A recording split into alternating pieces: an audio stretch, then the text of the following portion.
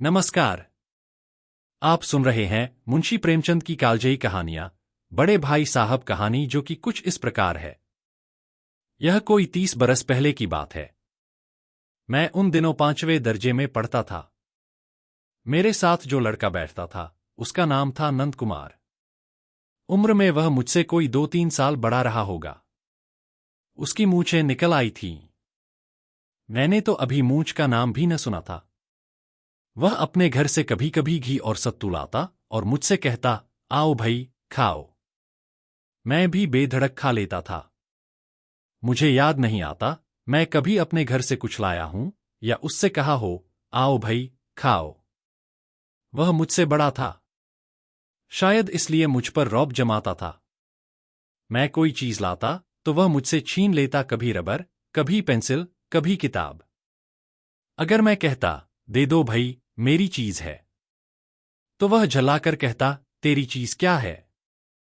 तेरे बाप ने थोड़े ही बनाई है, कंपनी ने बनाई है। और यह दलील मेरी समझ में न आती। मेरे बड़े भाई साहब इस स्कूल के सीनियर छात्र थे। वे मुझसे 5 साल बड़े और 3 दर्जे आगे थे, लेकिन मेहनत इतनी करते कि बस पूछो मत। हर समय पढ़ाई में लगे रहते, सुबह से शाम तक।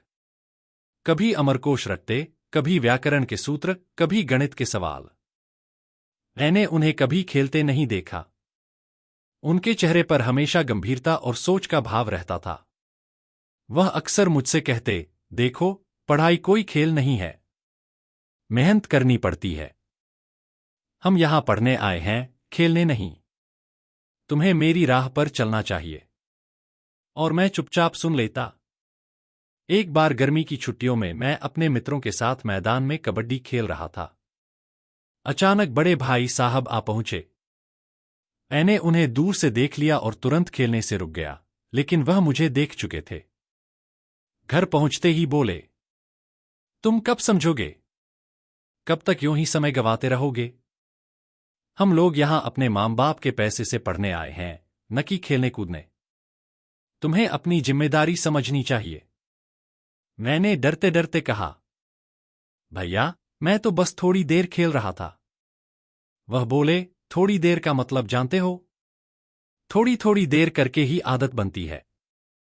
फिर उन्होंने मुझे आत्मसंयम और समय के मूल्य पर एक लंबा भाषण दिया। कुछ महीनों बाद परीक्षा का परिणाम आया। मैं पास हो गया और बड़े भाई साहब फिर से उसी दर्जे में रह गए। मैंने डरते हुए पूछा, भैया, आप तो बहुत पढ़ते थे। उन्होंने गंभीरता से कहा, हाँ, मैं तो तुम्हारी तरह खेलकूद में समय नहीं गवाता। लेकिन याद रखो, परीक्षा में पास हो जाना ही सफलता नहीं है।